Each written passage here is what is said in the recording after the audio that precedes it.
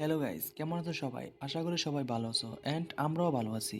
আমরা আগের পর্বে দেখেছিলাম যে কারুবের কাছে কে যেন বলতেছে উত্তর আমাদের কাছে রয়েছে।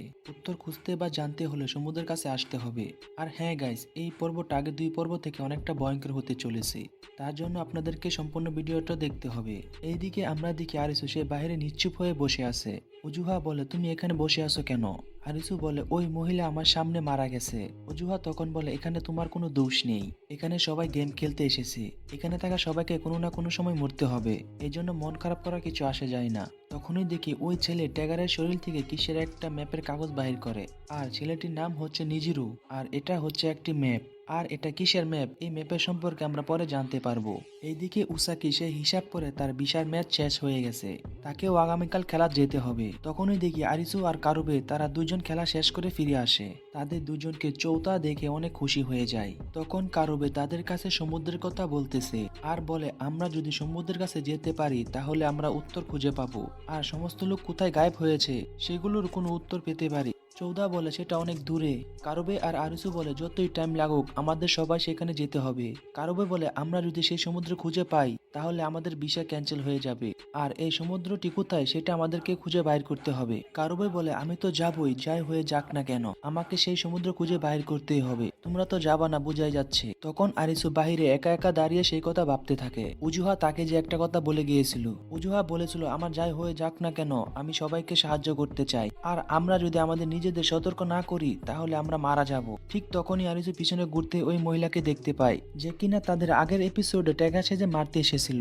তখন দেখে এটা আসলে ওই মহিলা না, এটা আসলে উসাকি। উসাকি আরিসুর কাছে এসে বলে, কি হয়েছে আরিসু? আরিসু তখন বলে, কিছু হয় নাই। কথাটা মন খারাপ করে বলে। উসাকি বলে, কিছু তো বলো। আরিসু বলে, আমার চোখের সামনে আমি একজনকে মরতে দেখেছি, কিন্তু সেখানে শুধু আমিই বেঁচে গিয়েছিলাম। তখন ওসাকি বলে, হ্যাঁ আমিও বুঝতে পেরেছি।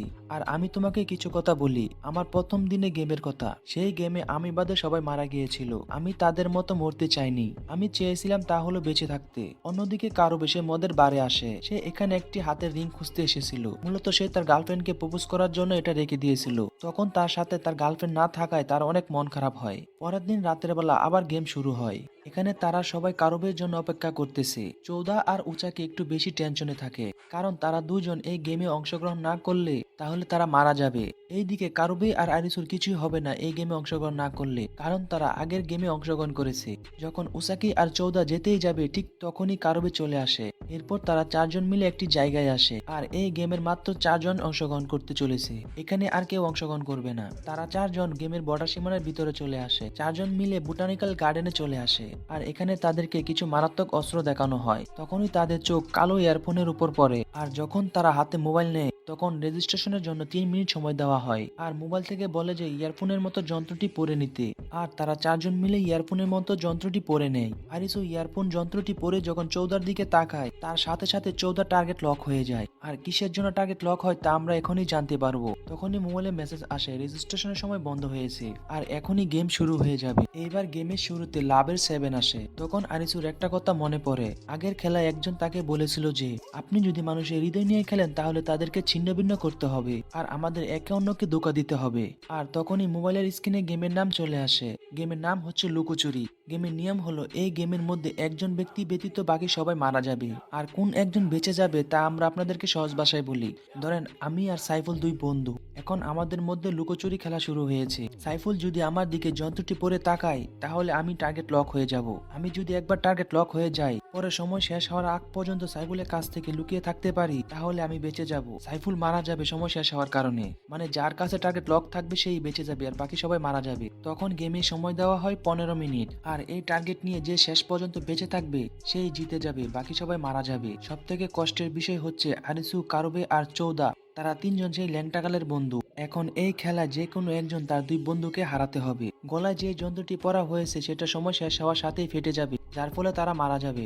গেমের শুরুতে 14 টার্গেট থাকে আর আমরা দেখি গেমের জন্য 15 মিনিট সময় দেওয়া হয়। চৌথা যখন আরিসুর দিকে তাকায় তখন আরিসু টার্গেট লক হয়ে যায়। আবার আরিসু যখন কারুবের দিকে তাকায় তখন কারুবের টার্গেট লক হয়ে যায়। তখন উসাকি কিছুটা চালাকি করে সে তার দিকে তাদেরকে ডাকে, যার ফলে উসাকি নিজেকে লক করে নেয় এবং সে দৌড়ে সেখান থেকে পালিয়ে যেতে লাগে, যাতে করে করে তাকে কেউ সময়ের আগে খুঁজে না পায়। তখন উসাকিকে খোঁজার জন্য কারুবে দৌড়াতে থাকে। এরপর উসাকি সে একটি জায়গায় লুকিয়ে পড়ে আর কারুবে তাকে খুঁজতে থাকে। এক পর্যায়ে যখন উসাকি দৌড় দিতে গিয়ে পড়ে যায় তখন কারুবে তাকে বলে তার দিকে তাকাতে। যখন উসাকি কারুবের দিকে তাকায় তখন কারুবে লক হয়ে যায়। পরে যখন কারুবে আরিসুর দিকে তাকায় তখন আরিসু লক হয়ে যায়। তখন আরিসু দৌড়ে সেখান থেকে পালিয়ে যায়। এইদিকে চৌদা সে তার ঈশ্বরের কথা স্মরণ করে।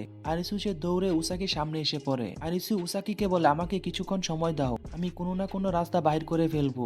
উসাকি যখন আরিসুকে ধরতেই যাবে ঠিক তখনই চৌদা এসে উসাকিকে ধরে ফেলে আর আরিসুকে বলে পালিয়ে যাওয়ার জন্য। আরিসু যখন দৌড়ে পালিয়ে যায় তখন চৌদা কারুবেকে বলে কারুবে আরিসুকে যেতে দাও। আরিসু যখন দৌড়ে লুকিয়ে এক জায়গায় এসে সে তার গলার যন্ত্রটি খোলার চেষ্টা করে কিন্তু খুলতে পারে না। কারুবে সে আরিসুকে বকতে থাকে, বলে আরে শালার ভাই তুই কি একলা বাঁচতে চাস নাকি? তুই তো বলছিলি আমাদেরকে সাথে নিয়ে বাঁচবি। এদিকে উসাকিকে চৌদা ধরে রেখেছে যাতে সে যেতে না পারে। আরিসু সে সবার কাছে সরি বলে এবং কান্নাকাটি করে সবার কাছে মাফ চায়। তখন আমাদেরকে সময় দেখানো হয়। সময় যখন 5 মিনিট বাকি থাকে তখন চৌদা কান্না করে বলতেছে আরিসু আমি চাই তুই এই গেমের বিজয়ী হ। আর এই দিকে কারুবেও সে তার জিএফ এর হাতের রিং দেখে চিন্তা করে যে তার গার্লফ্রেন্ড তাকে বলতেছে যে তুমি আসলে অনেক ভালো। তখন কারুবে সে অতীতের কথা চিন্তা করতে লাগে। তারা 3 বন্ধু মিলে কতই না মজা করছিল আর কতই না আনন্দ করছিল। আরিসু এইসব চিন্তা করে অনেক কান্না করে। সময় যখন মাত্র 3 মিনিট বাকি থাকে তখন আরিসু বলতাছে যে তোমরা দুজন কোথায়, আমি তোমাদের সাথে দেখা করব।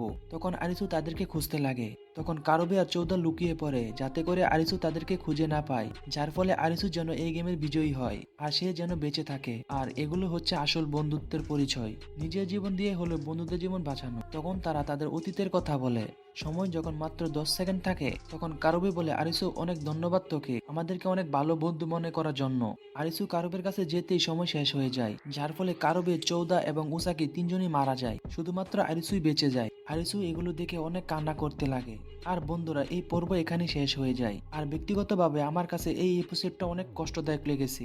নিজের কাছের আপন বন্ধুদের হারাতে হয়েছে, এর থেকে কষ্টের আর কিছুই হয় না। নিজের আপন জিএফ চলে গেলেও এতটা কষ্ট হবে না যতটা খারাপ এই এপিসোড দেখে লেগেছে। সুতরাং বন্ধুরা ভিডিওটি সম্পূর্ণ দেখার জন্য আপনাদেরকে ধন্যবাদ। পরবর্তী এপিসোডের জন্য আমাদের চ্যানেলটি সাবস্ক্রাইব করে আমাদের পাশে থাকার অনুরোধ রইল। সবাই ভালো থাকবেন, সুস্থ থাকবেন, আল্লাহ হাফেজ।